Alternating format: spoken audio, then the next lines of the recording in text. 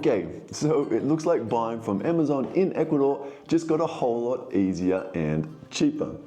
But it is still early days and some of the devil may be in the details.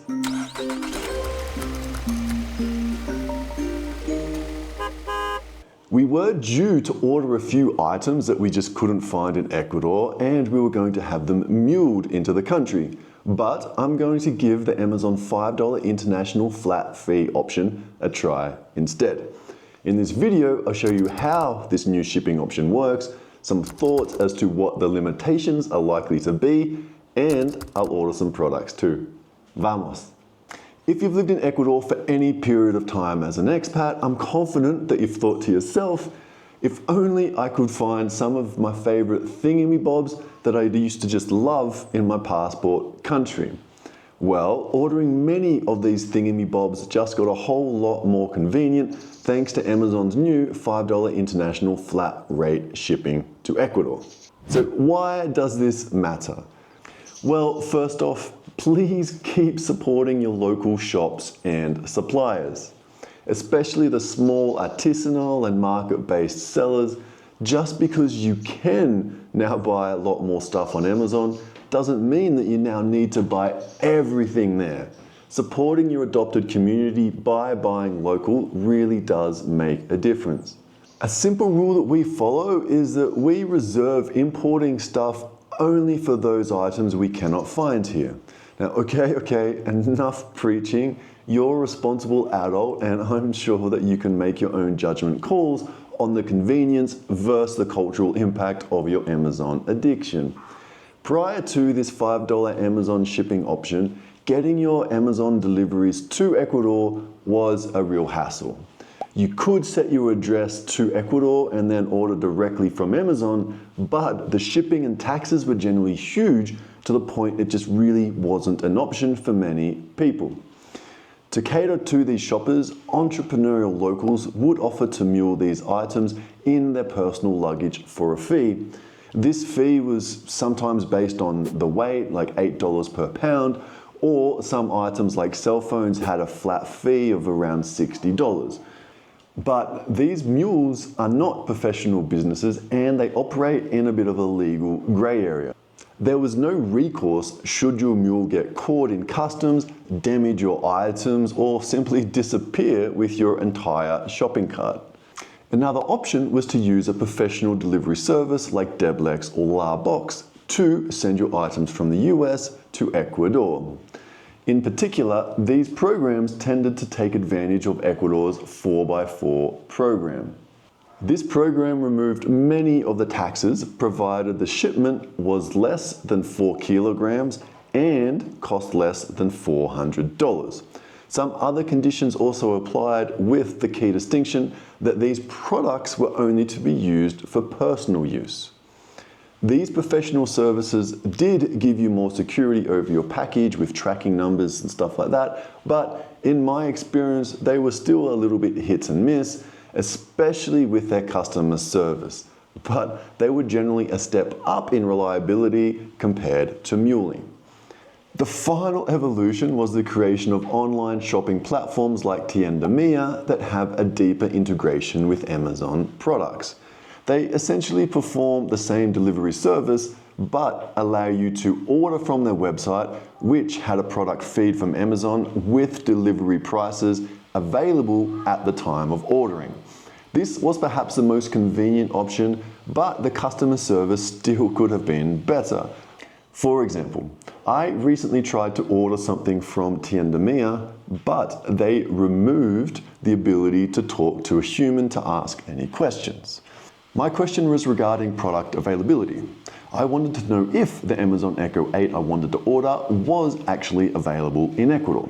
I suspected perhaps it wouldn't be due to licensing and other issues. They had the product as available on their site, but I wanted to confirm this with someone prior to ordering, and I just couldn't find this option anywhere and was limited to only AI chat replies. So I did take the gamble and ordered the product. About a week later, I received an email saying that the product was not available and I could choose between a refund or just buying something else. Being completely honest, I completely forgot about this email and they eventually just refunded me the money, but I certainly wasted some time in the process and I'm still without the Echo 8. Now, all of these are essentially third-party services designed to get your product from the US to Ecuador. Now Amazon is providing this service at a very competitive price point. I'd expect many of these third-party delivery services, including mules, to either scale back or just close completely. The more hands that touch the product, the greater the chances that something goes wrong. So from a quality perspective, I am happier dealing with just one company for the purchase and delivery, even if that company happens to be Amazon. Now, what does Amazon say about the $5 shipping to Ecuador? There aren't too many details on this point. The page they use to promote the $5 shipping basically just says, look for flat rate delivery on the product pages to determine which products are eligible. Now, I have played around with various products in various different categories to try and get a better understanding of what is included and what is not included in the $5 shipping. Now, here's what I think is happening, but please just note this is me reverse engineering with some thoughts. It is not an authoritative source on the topic. Hopefully, we do get more details directly from Amazon shortly. It appears to me that Amazon is mainly using the 4x4 program without mentioning it. The new $5 flat rate international shipping option is also available to Argentina, the Bahamas, Cayman Islands, Trinidad and Tobago, and so I think that they deliberately didn't go into these country-specific details simply because it would complicate the messaging a little bit. But Tienda Mia certainly modeled their product around the 4x4 program. For example, if you wanted to buy something that weighed more than 4 kilograms or cost more than $400, they simply wouldn't let you. Or if you wanted to purchase 4 of a particular product, you would get an error message basically saying that this is not possible under the 4x4 program, as this would be deemed a commercial quantity and not for personal use. Amazon appears to be using many of these same rules when deciding which products qualify for the $5 flat rate shipping without the added taxes. Here is an example. If I order a laptop that is less than $400, it is eligible for the cheap shipping and no import fees. But go just over the $400 threshold and the shipping and import fees increase significantly. I've found products across many categories that are eligible. Look at my current order. I've got some portable shades, multivitamins, large Pilates ball, magic erasers, smoked paprika, wall hooks, and a maternity bra. These were all eligible to be included in my order with a combined total of $5 shipping. Note that all of these items are relatively small. I think that helps a lot with eligibility. When I start viewing products in categories that are generally bulkier, then it starts to become more of a lottery as to whether the $5 shipping will apply. For example, I was thinking about buying a bodyboard for our son. He loves the beach and this fatty broke his foam bodyboard, so it's time for an upgrade. But even though these products are less than $400 and weigh less than 4 kilograms, it's still hit and miss. This bodyboard here is available for $5 shipping, but this one is not. However, this soft top surfboard, which is much larger in size, is still eligible for the $5 shipping option. Anything over 4 kilograms generally has significant import fees attached. Here are some examples of inflatable stand-up paddleboards, which are more than 4 kilograms, and look at these import fees. Ouch. So the basic rule I'm using right now is if the product is less than 4 kilograms and costs less than $400, there is a good chance it will be eligible for $5 shipping, but there are no guarantees. The product category that I'm mostly confused about is cell phones. I do want a new Pixel 9, but these cost more than $400, so I'm not surprised that they have hefty import fees attached. Now, the 4x4 program did make it clear that cell phones were not eligible. However, cell phones less than $400 do appear eligible for the cheap shipping option. So I am honestly not really sure on what is going on here with cell phones. Maybe it's an oversight on Amazon's behalf, or maybe the import rules have changed slightly. If you've ordered a cell phone from Amazon under the $5 flat rate option and you've received it without additional taxes, then I would absolutely love to hear from you in the comments.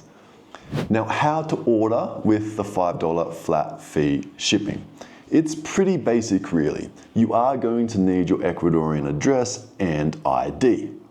Adding an Ecuadorian address can be more challenging than you think. Many houses in Ecuador just don't have proper street addresses with numbers, so it is important to include details like cross streets and other reference points in the address.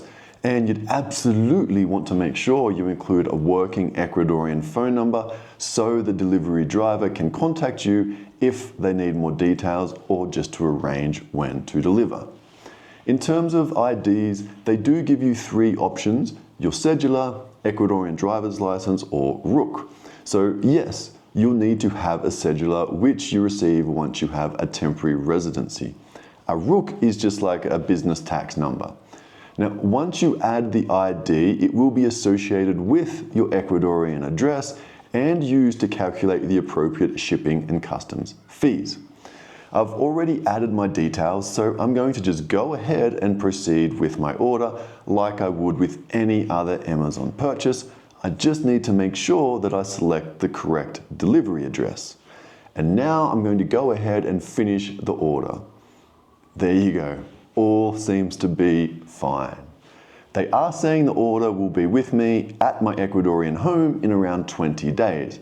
Now, of course, this isn't exactly prime next day or same day delivery, but it is still a huge step forward to the previously available options.